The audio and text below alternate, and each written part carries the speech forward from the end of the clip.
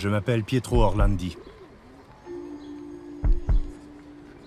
Il y a 5 ans, j'ai pris ce même chemin à travers la place Saint-Pierre du Vatican, entouré de 200 000 fidèles en liesse.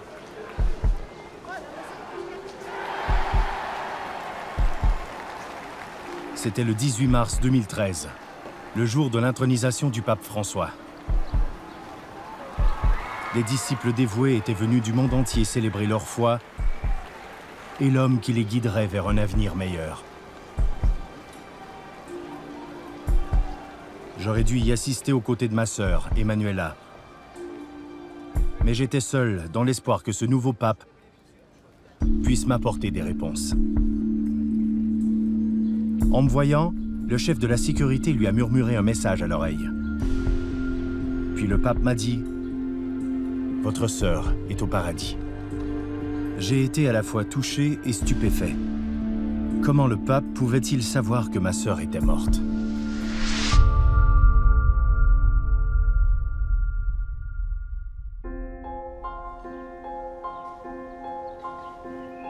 Je cherche à percer les mystères entourant la disparition de ma sœur depuis maintenant 35 ans. Mais pour raconter cette histoire, je dois commencer par le début.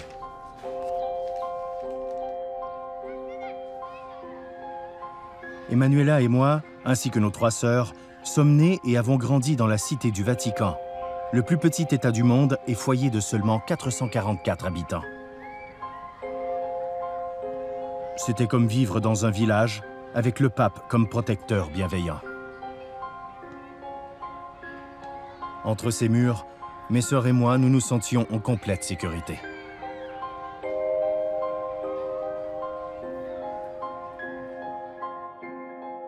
Mon père a travaillé à la préfecture du Vatican.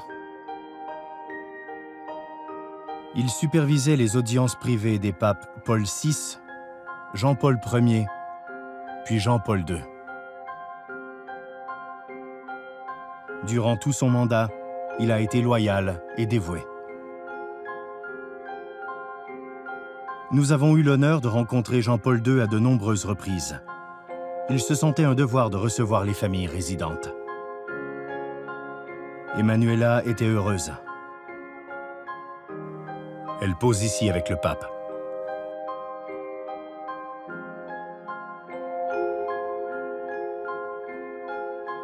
Malgré nos 8 ans d'écart, nous avons toujours été très proches. J'étais très fier qu'elle poursuive sa passion pour la musique. Mais cette paisible existence au sein du Vatican allait bientôt voler en éclats.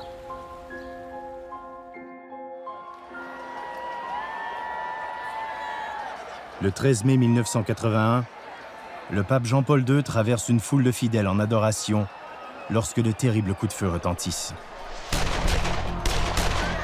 Le pape est touché à 4 reprises et doit lutter pour survivre.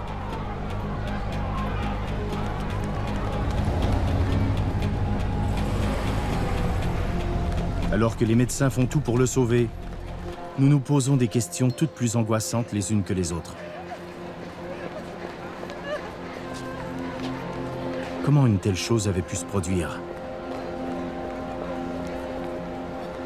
Qui pouvait vouloir la mort du pape? Les réponses allaient être inextricablement liées à la tragédie qui toucherait ma famille 2 ans plus tard. Le 22 juin 1983 avait été une journée particulièrement chaude. Emanuela, 15 ans, m'a demandé de l'accompagner à l'école de musique. Je devais conduire ma petite amie à l'université. Elle se plaignait que je fasse toujours passer ma petite sœur avant elle. J'ai donc décidé cette fois-ci que je laisserais Emanuela aller à son cours de musique toute seule. Emanuela s'est mise en colère. Nous nous sommes disputés, mais je n'ai pas changé d'avis. Alors elle est partie furieuse et seule.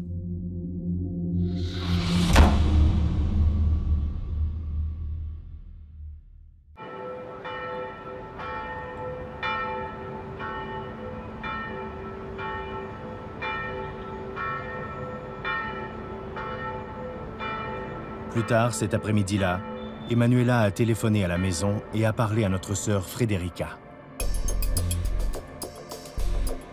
Elle disait que sur le chemin de l'école de musique, un homme l'avait abordé pour lui proposer un bon travail, distribuer du matériel publicitaire pour Avon. Ce qui m'a intriguée, c'était le montant du salaire. 270 $ par jour.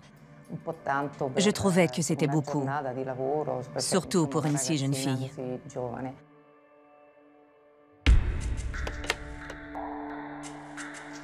Emanuela a quitté l'école et a emprunté le Corso Rinascimento jusqu'à l'arrêt de bus situé devant le bâtiment du Sénat. L'une des dernières personnes à l'avoir vue était sa camarade de classe, Maria Grazia Cassini.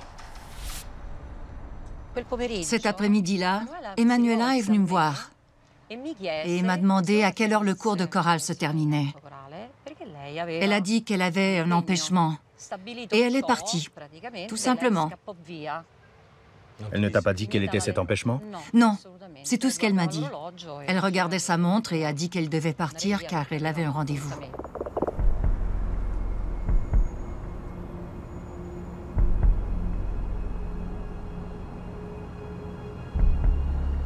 En fait, je l'ai revue à l'arrêt de bus. Quand le bus est arrivé, je suis montée avec mes camarades et nous sommes partis.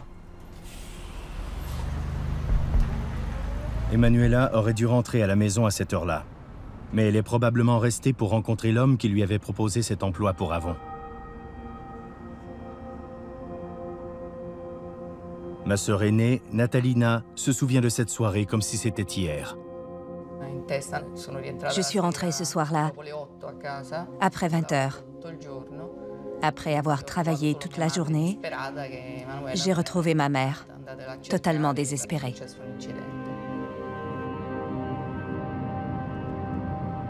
Cette nuit-là, personne n'a fermé l'œil. Pendant que ma famille priait pour le retour d'Emanuela, je parcourais la ville en tous sens.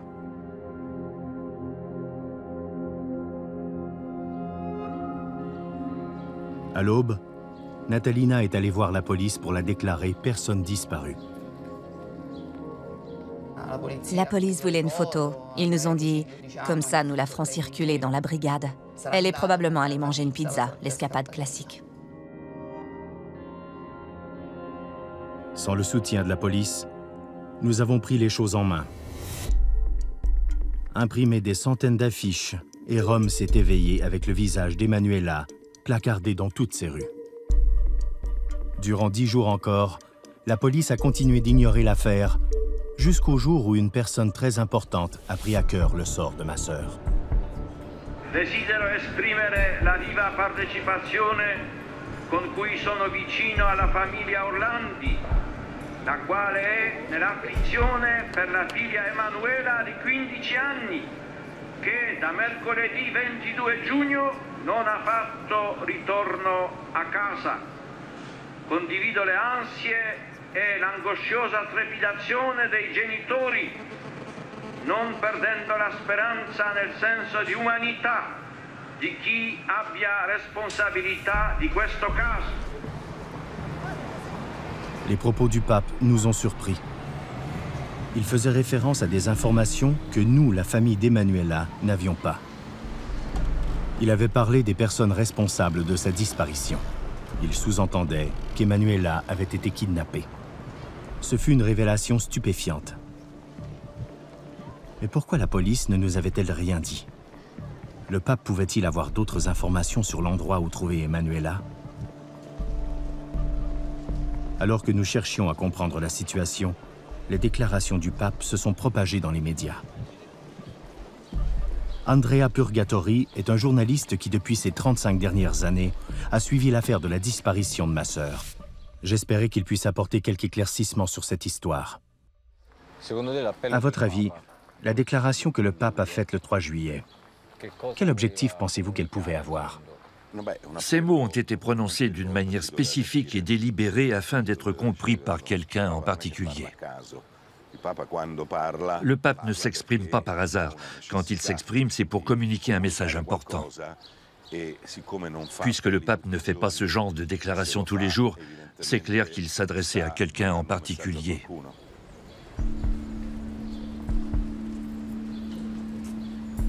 Bien que ce message fût public, il semblait que le pape cachait des informations clés au sujet de la disparition de ma sœur. Mais pourquoi? Le pape s'adressait peut-être au ravisseur d'Emanuela, mais c'est ce qui a poussé un agent de la circulation à se manifester pour donner un indice important sur la disparition de ma sœur.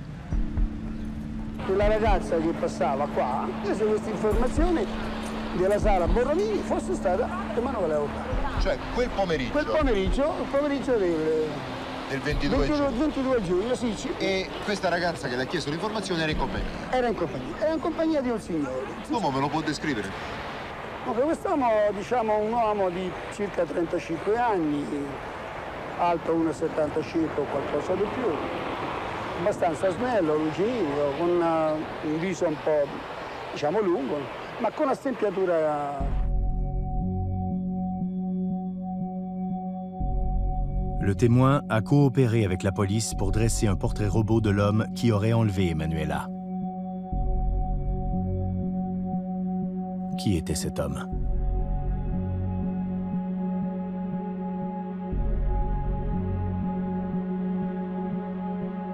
« 13 jours après la disparition de ma sœur, mon père a reçu un appel téléphonique.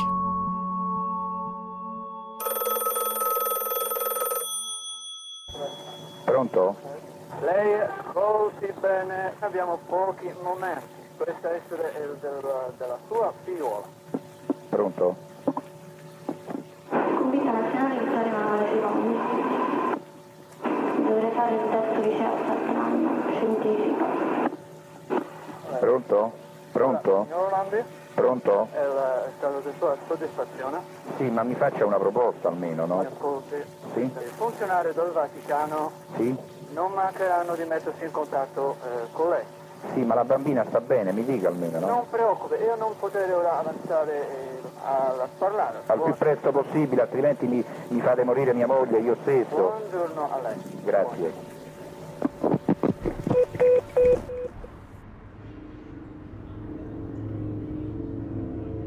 L'appel du ravisseur nous a redonné espoir.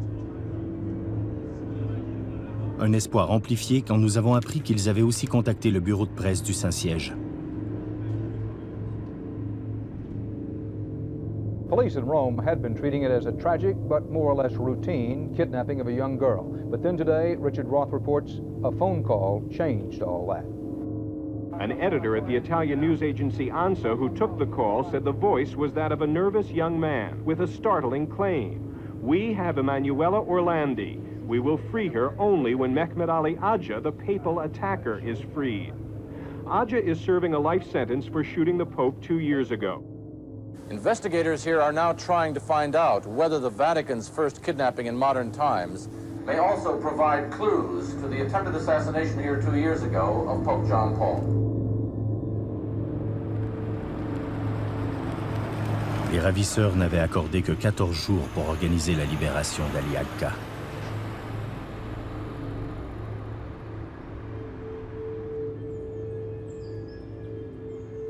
Ils ont également précisé que des preuves de la détention d'Emanuela étaient dissimulées dans une poubelle d'une place située près du Parlement.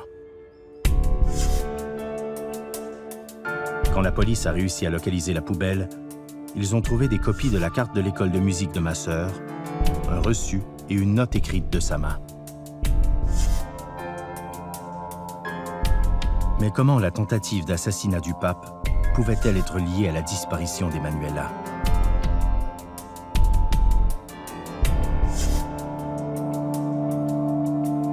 Trois jours avant la date butoir du 20 juillet, le pape Jean-Paul II a adressé un nouveau plaidoyer aux ravisseurs depuis sa fenêtre, devant des milliers de personnes et aux yeux du monde. Jamais auparavant, un pape ne s'était autant exprimé sur un fait divers. Per parte mia, posso assicurare che si sta cercando di fare quanto è umanamente possibile per contribuire alla felice soluzione della dolorosa vicenda.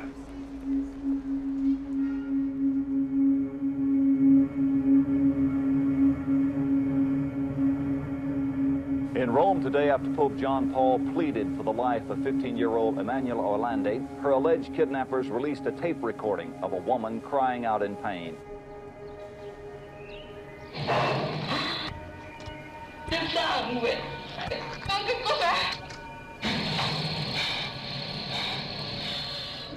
Par moments, j'étais sûr de reconnaître la voix d'Emanuela.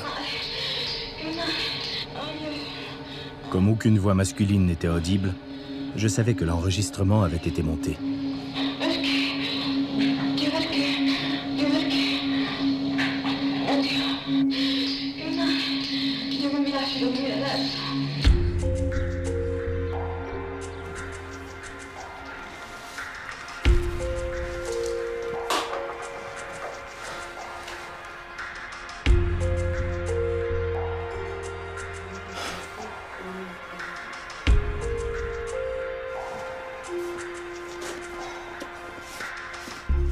Plus tard, j'ai obtenu un dossier confidentiel des services secrets contenant la transcription originale. On y retrouvait les voix masculines manquantes. Service des renseignements intérieurs. L'écoute de l'enregistrement porte à croire que le sujet passif, une femme, a fait l'objet d'abus, possiblement de nature sexuelle, par au moins 3 hommes d'affilée. A, voix d'une jeune fille, et B, voix masculine en fond. Pourquoi une preuve d'une telle importance aurait-elle été modifiée par les services secrets? Mais plus important encore, qui étaient ces hommes?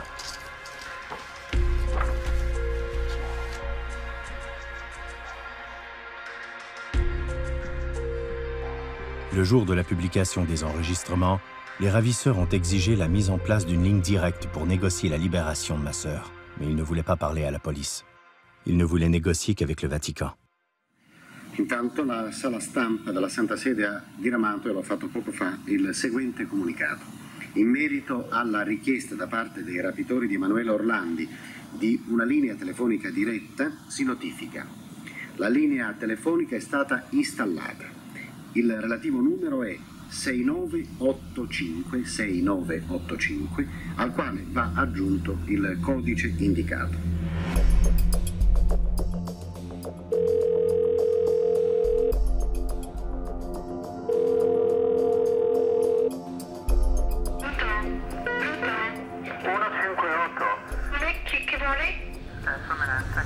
Sua Eminenza Cardinale, 158 ha detto?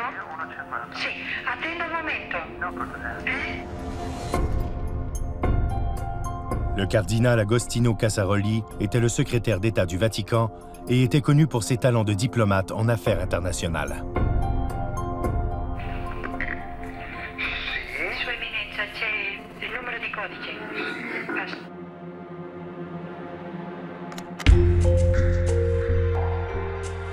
Mais l'enregistrement s'est arrêté quand le cardinal Casaroli a pris l'appel. À ce jour, le Vatican refuse de révéler ce qui s'est dit entre le secrétaire d'État et les hommes qui ont enlevé ma sœur.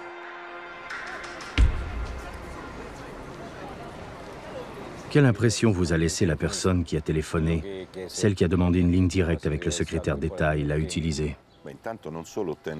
Non seulement il l'a utilisé, mais comme il s'agissait du premier contact direct avec Casaroli, d'après ce que l'on m'a dit, le gouvernement italien, la police et les services secrets ont été invités à rester en retrait. Ce qu'ils ont fait.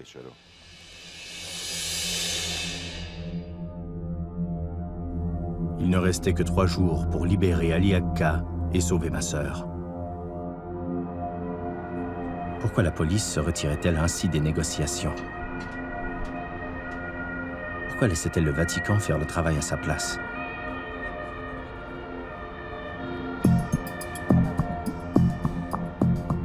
Si fa sempre più drammatica e resta più che mai misteriosa la vicenda di Emanuela Orlandi.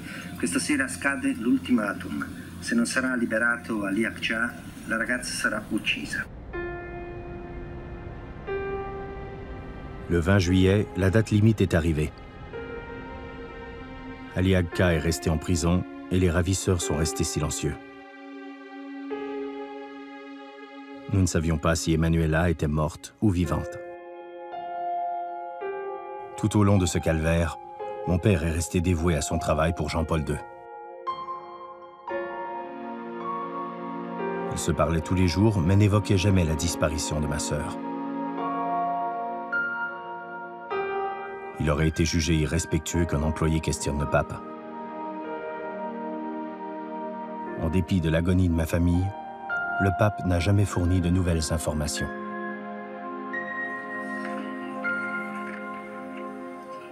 En désespoir de cause, mon père a décidé d'intervenir en lançant un appel aux ravisseurs.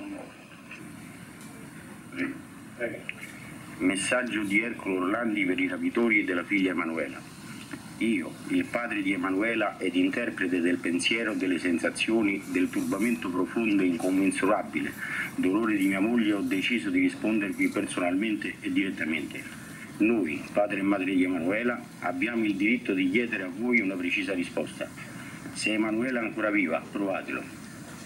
Se la cara e adorata Emanuela è morta, indicateci il luogo dove trovare la nostra Emanuela, perché in ginocchio noi si possa pregare per lei, vicino a lei.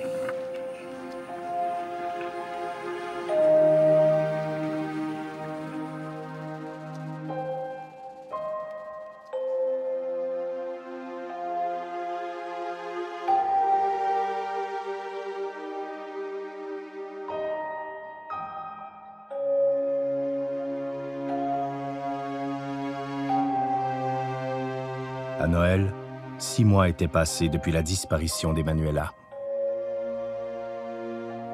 Sans aucune nouvelle preuve ou contact de la part des ravisseurs, nous nous retrouvions seuls face à nos pires craintes. Mais une visite surprise nous a tirés de notre désespoir. Le pape Jean-Paul II a répandu une lumière nouvelle sur le sombre et mystérieux sort d'Emanuela.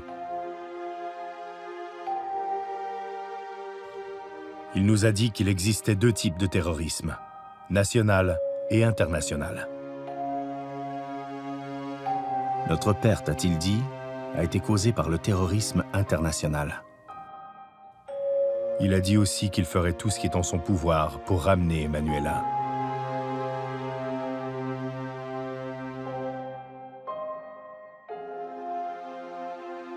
Ma mère et mon père débordaient de gratitude envers le pape qui n'abandonnait pas l'idée de retrouver ma sœur vivante. Ces mots nous ont redonné confiance dans les autorités compétentes du Vatican. Durant sa visite, Jean-Paul II m'a subitement offert un emploi à la Banque du Vatican. J'avais 23 ans et aucune expérience pertinente dans le domaine. J'étais heureux. Plus tard, je me suis demandé, le pape n'essayait-il pas simplement de nous réconforter? Pourquoi impliquait-il le terrorisme international? Que savait-il d'autre? Et pourquoi ne nous disait-il rien? Plus de 20 ans allaient s'écouler sans aucune nouvelle piste sur la disparition d'Emanuela. La promesse du pape n'était plus qu'un vieux souvenir. Mon père avait dédié sa vie au Vatican et aux 3 papes qu'il a servis.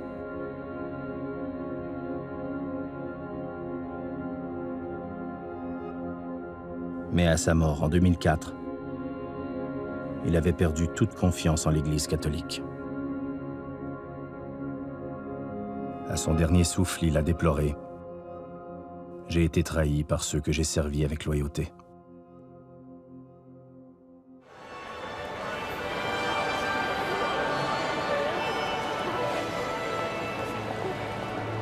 Peu après, en avril 2005, le pape Jean-Paul II tombe malade, plonge dans le coma, puis décède. J'ai toujours cru que le pape allait un jour nous dire la vérité sur la disparition de ma sœur, mais cet espoir mourait avec lui. Ses dernières volontés disaient « Je ne laisse derrière moi aucune propriété dont j'ai besoin de disposer. Je demande à ce que mes effets personnels soient distribués équitablement. Mes notes personnelles devront être brûlées. » Par ces dernières paroles, Nous étions convaincus qu'il avait emporté le secret de la disparition de ma sœur dans sa tombe.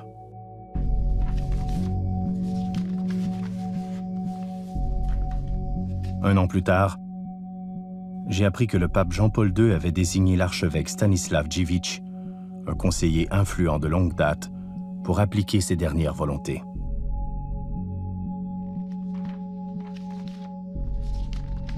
Et Stanislav n'avait pas honoré certaines volontés du pape. Il a dit « Je ne les ai pas brûlées, elles étaient trop importantes ». J'ai appelé la Fondation Jean-Paul II pendant plus de 10 ans, en espérant avoir accès aux notes personnelles que l'archevêque Stanislav avait conservées. Toutes mes demandes ont été rejetées. Peut-être qu'aujourd'hui, la réponse sera différente. Oui, allô? Allô? Je m'appelle Pietro Orlandi. Je ne sais pas si vous vous souvenez de moi. Je suis le frère de cette jeune fille disparue, Emanuela Orlandi, en 1983. Ah oui, oui. Bien, je voulais juste faire un point sur mes recherches. J'ai entendu dire que vous possédiez des documents appartenant à Jean-Paul II. Je voulais savoir s'il était possible d'y avoir accès. Vous pouvez venir sur place dès maintenant. Je peux vous demander? Quel est votre nom? Père Andrea. Très bien, merci beaucoup. À très bientôt. Merci, au revoir. À bientôt, au revoir.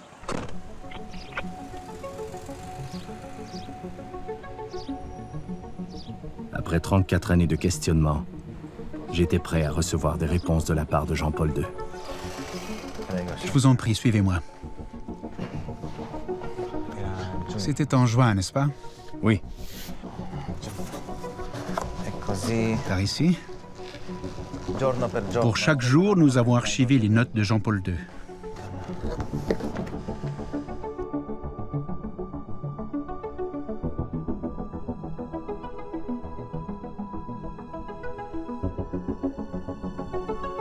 J'ai cherché pendant des heures, mais je n'ai trouvé aucune trace des notes personnelles du pape.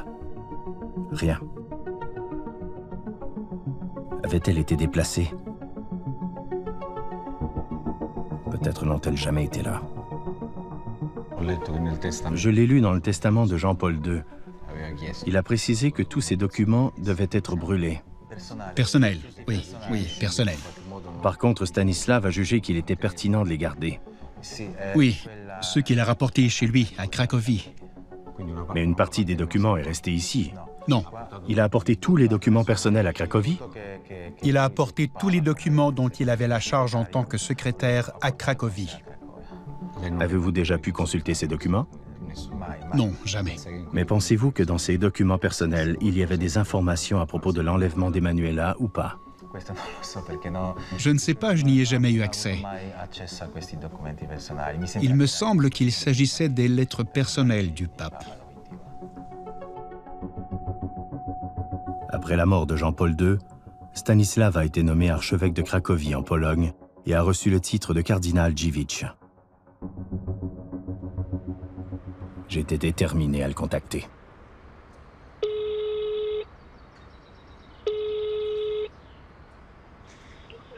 Allô? Bonjour, je suis Pietro Orlandi et je voudrais parler au cardinal Dziwisz, s'il vous plaît. Oui, pouvez-vous rappeler plus tard, s'il vous plaît? À quelle heure? Dans 1 ou 2 heures, d'accord? Merci. Merci beaucoup.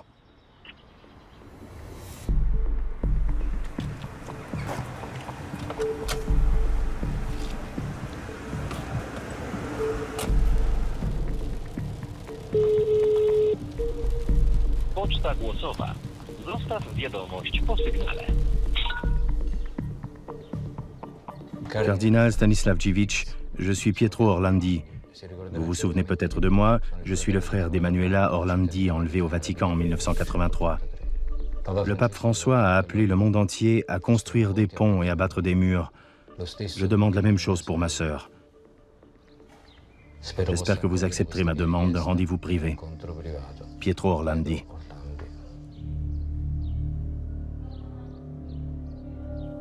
Le cardinal Stanislav Dziwisz n'a jamais répondu à mon message, ni même rappelé. Compte tenu du silence du Vatican, mon seul espoir était que quelqu'un d'extérieur à l'Église vienne divulguer de nouvelles informations sur ma sœur.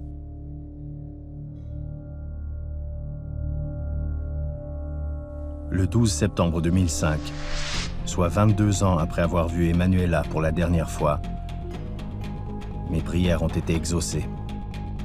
Une chaîne d'information locale a reçu un témoignage qui allait donner une toute nouvelle dimension au dossier sur la disparition de ma sœur.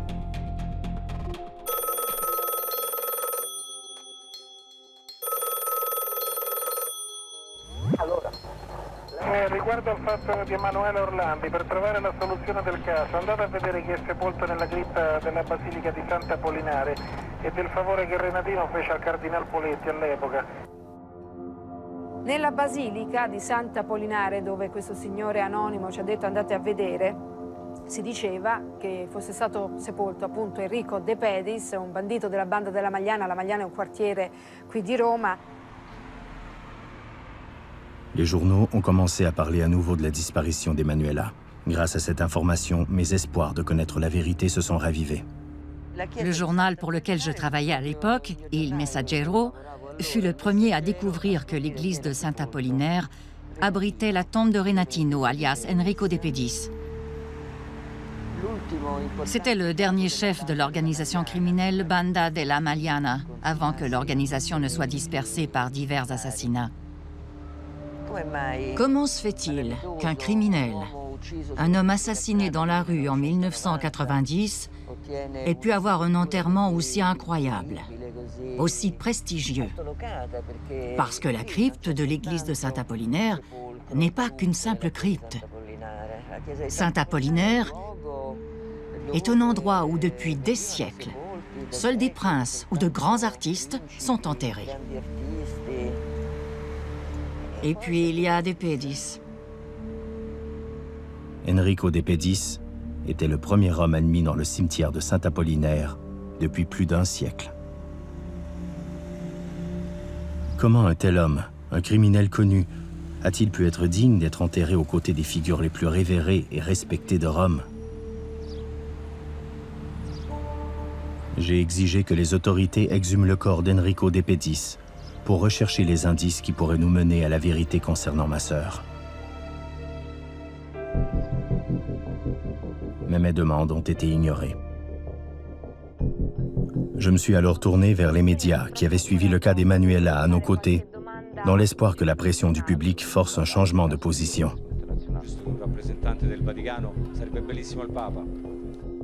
J'ai parlé aux personnes qui auraient pu être impliquées dans l'enquête, à la mafia, au clergé, au gouvernement. Je suis devenu une véritable éponge. De nombreuses personnes ont exprimé leur solidarité et ont fait preuve d'un grand soutien dans ma quête de la vérité.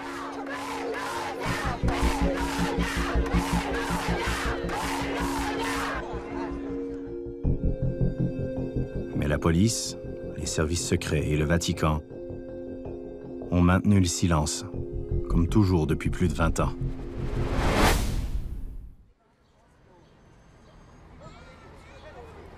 Personne ne m'a donné d'explication officielle quant au refus d'exhumer le corps de De Pedis ou la raison pour laquelle il avait été enterré à Saint-Apollinaire. L'autorisation devait provenir du vicariat de Rome, mais aussi du ministre de l'Intérieur, puisqu'il s'agissait d'un type d'enterrement spécifique pour lequel le parcours de la personne avait été exigé, avec toutes les bonnes actions qu'elle avait faites pour mériter un tel enterrement. Nous devons voir ce que De Pedis a fait de bien et envers qui. De Pedis, de tous les membres fondateurs de la Banda della Magliana, avait un état d'esprit différent. Il était intelligent et s'exprimait bien, y compris avec les politiques, les ministres par exemple. Une habileté que les autres n'avaient peut-être pas.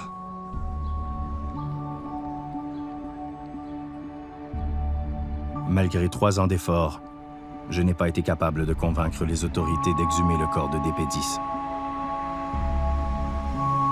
Mais au 25e anniversaire de la disparition d'Emanuela, un journaliste a téléphoné avec une histoire extraordinaire impliquant De Pedis et une beauté renommée de l'époque, Sabrina Minardi.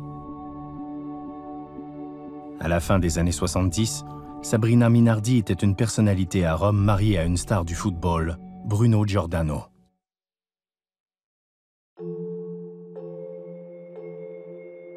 En 1982, elle avait fait scandale en quittant Giordano pour DP10. 26 ans plus tard, Sabrina Minardi était allée voir la police et avait enregistré une déposition officielle concernant les événements du 22 juin 1983, soit le jour de la disparition d'Emanuela. Le rapport énonçait les faits suivants. Ministère de l'Intérieur, quartier général de la police, équipe mobile, bureau du procureur général de la Cour de Rome. Surprise par la demande de DP10, Sabrina Minardi a emmené la fille à l'endroit indiqué où quelqu'un l'attendait, en soutane, dans une Mercedes noire aux vitres teintées et immatriculée au Vatican.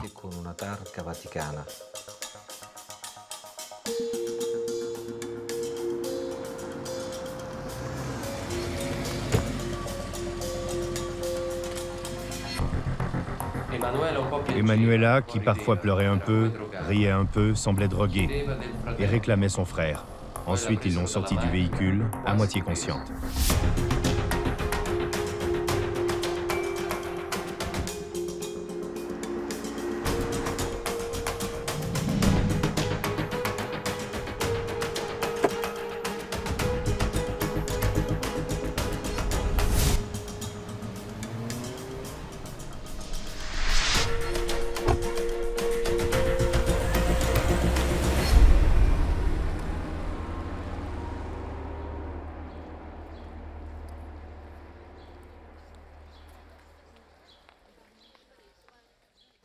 Lorsqu'on lui pose la question, Sabrina Minardi prétend que l'enlèvement d'Emanuela Orlandi serait lié aux relations qu'entretiennent certains membres de l'Église avec la Banda delle Maliana, plus particulièrement entre DP10 et Monseigneur Marcinkus, président de la Banque du Vatican.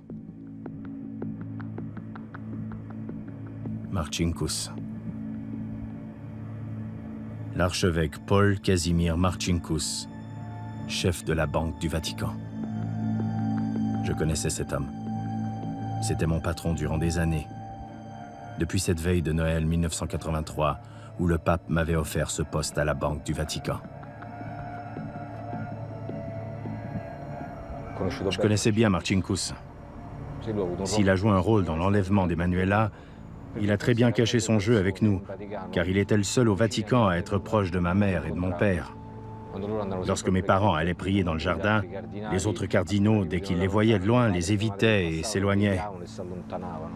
Après l'enlèvement? Oui, il était le seul à les approcher, à discuter avec eux. Donc effectivement, soit il était très bon acteur, soit il ne savait absolument rien de l'enlèvement d'Emanuela. Je penche pour la première hypothèse.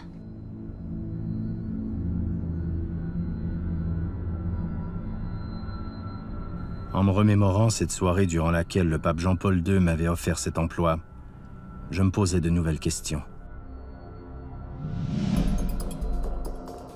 Pourquoi de tous les lieux du Vatican me voulait-il à la banque?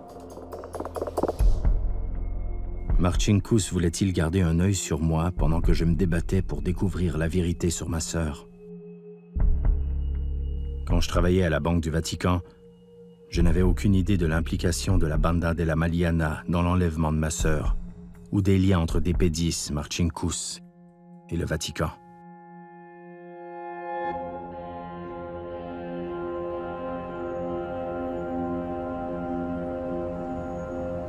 Après 26 ans de service, j'ai quitté la Banque du Vatican en 2009. La raison officielle invoquée était un départ en retraite anticipée. Mais en réalité, j'ai été poussé vers la sortie. Peut-être étais-je arrivé trop près de la vérité.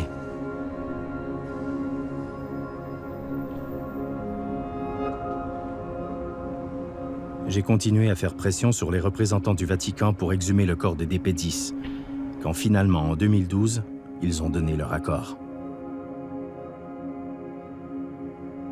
3 strati, 3 teche di rame e di zinco, un sarcofago per il corpo di Renatino De Pedis, morto crivellato di colpi in un regolamento di conti e sepolto nella basilica al centro di Roma.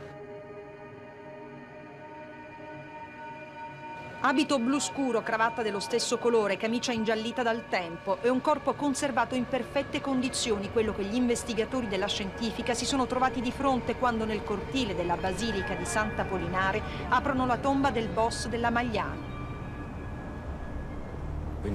29 années de silence et de secret. J'ai toujours pensé que la vérité demeurait malheureusement encore trop gênante pour quelqu'un. En voyant le visage de Dépédis placardé sur toutes les chaînes de télévision et dans tous les journaux, je faisais soudain le lien avec la première pièce à conviction du dossier de disparition de ma sœur.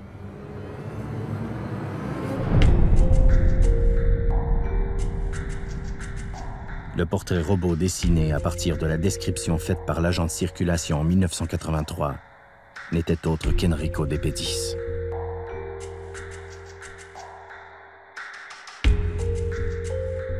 Je savais enfin qui avait enlevé ma sœur.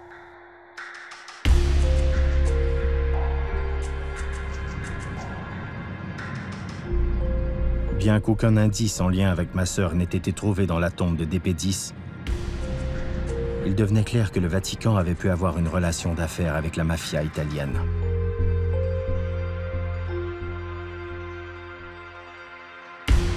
Peu après l'exhumation, des rumeurs ont commencé à circuler à propos de grosses sommes d'argent provenant du milieu criminel et blanchies par la Banque du Vatican. De l'argent qui avait, semble-t-il, disparu.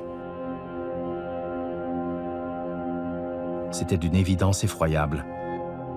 L'enlèvement d'Emanuela aurait un lien avec cet argent et rien à voir avec Ali Agca, l'homme qui a tenté d'assassiner le pape.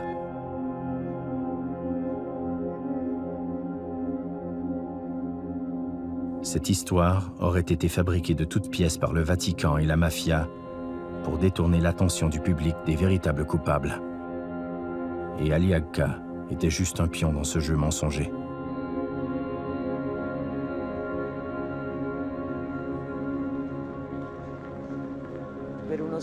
Par une étrange fatalité, ta sœur est entrée dans un mécanisme que Giovanni Falcone appelait le grand jeu. Le grand jeu de l'histoire. Une énorme somme d'argent disparaît, provenant à l'évidence du milieu criminel et de ceux qui, pour ainsi dire, tuaient pour de l'argent. Voilà le contexte de cet enlèvement. Un contexte qui, vraisemblablement, ne pouvait pas être révélé. C'était impossible, car l'image de l'Église aurait été entachée.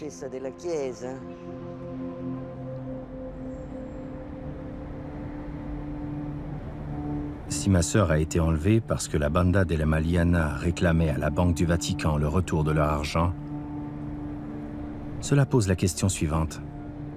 Pourquoi, avant toute chose, le Vatican voulait tout cet argent? Qu'est-ce que le Vatican voulait qu'il ne puisse obtenir qu'avec de l'argent sale?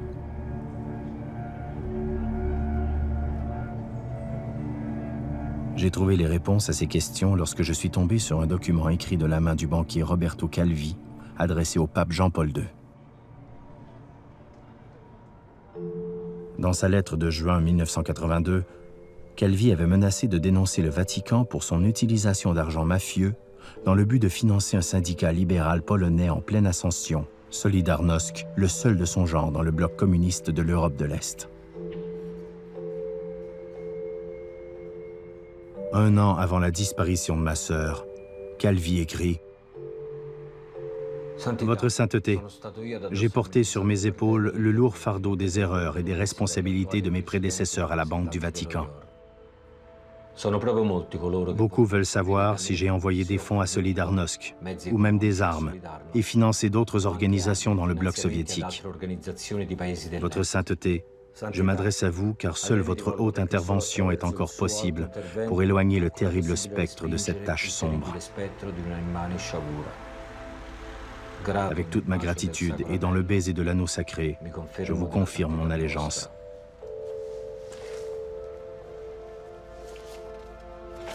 Roberto Calvi. 12 jours plus tard, Calvi est retrouvé mort dans la Tamise, à Londres. Il banchiere è stato assassinato fra le 19 e le 22 di giovedì 17 corrente ed è stato appeso dagli assassini mediante la stessa fune con la quale è stato strangolato ad una impalcatura metallica sotto il lato nord del ponte di Blackfriars sul Tamigi mentre vi era l'alta marea.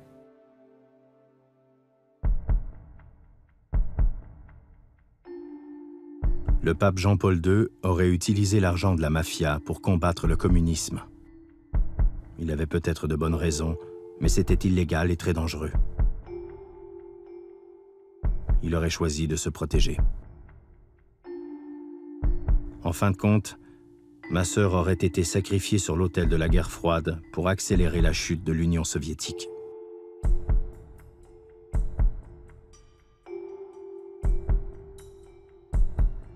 En 2016, d'autres secrets se sont échappés des murs du Saint-Siège. J'ai appris que l'État du Vatican et le gouvernement italien auraient eu des négociations secrètes au sujet de ma sœur. Le journaliste Gianluigi Nuzzi a eu accès à ces discussions. D'un côté, nous avons l'État italien, de l'autre, 2 représentants du Vatican. L'État du Vatican et l'État italien se rencontrent. Pourquoi ? Parce qu'il y a négociation. Une négociation implique qu'une des parties offre quelque chose à l'autre. Il y a un échange. D'un côté, le Vatican aurait livré le dossier sur ta sœur contenant certains indices. Tandis que de l'autre côté, ils ont demandé au procureur de déplacer le corps de DP10 enterré à Saint-Apollinaire. Pourquoi? Parce que ça crée un malaise.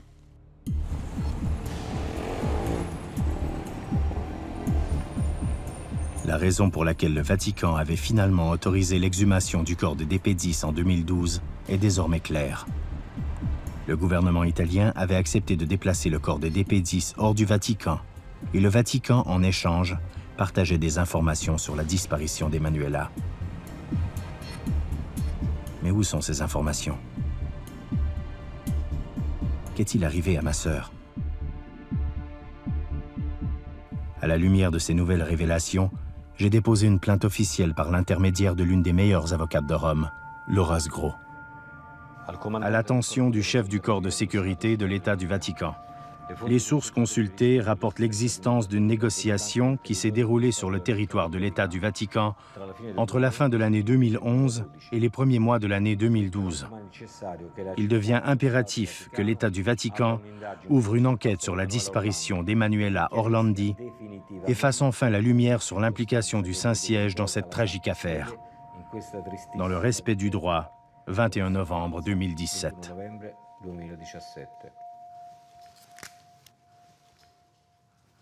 Ce dernier élément, le fait qu'il y ait eu une négociation, est d'après moi le plus significatif de ces 34 dernières années. Bien sûr.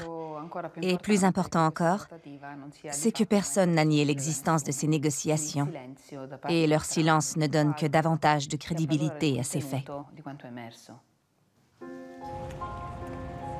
Maintenant, il est nécessaire que le Vatican s'explique sur ces négociations et sur toutes les irrégularités qui refont surface dans ces dernières années. Emanuela était citoyenne du Vatican.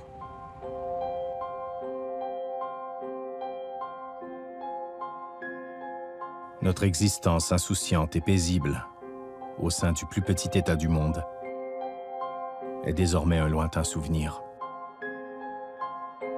Pour Emanuela, le privilège d'être née citoyenne du Vatican est devenu une condamnation tragique.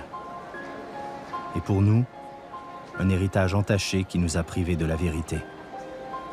Une vérité qui devient de plus en plus incompréhensible au fil des années. Le 27 avril 2014, le pape Jean-Paul II a été canonisé.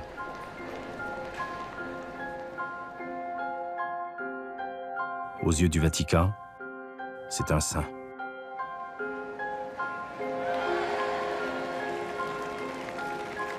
Je pense que le pape François, tout comme ses prédécesseurs, sait ce qui est arrivé à Emanuela. 35 ans ont passé depuis que ma sœur nous a été arrachée. Désormais, j'ai perdu mon statut de citoyen du Vatican parce que je me suis marié à une personne extérieure à l'État. J'ai été contraint de prendre ma retraite anticipée de la Banque du Vatican. J'ai posé trop de questions auxquelles le Vatican ne souhaite pas répondre. Je ne suis désormais plus le bienvenu au sein de ce qui fut autrefois le théâtre de mon enfance heureuse. Mais la douleur que je ressens pour ma sœur est plus forte que la résistance du Vatican. Tous ces secrets qui ont tant fait souffrir ma famille, dans cet état où mon père a voué sa vie au pape, doivent être dévoilés. Maintenant qu'une plainte officielle a été déposée impliquant les autorités de l'État dans la disparition d'Emanuela, ils doivent prendre leurs responsabilités et nous dire ce qu'ils savent. Cette fois-ci, il n'y aura aucune négociation secrète. Je trouverai la vérité. Je rendrai justice à ma sœur.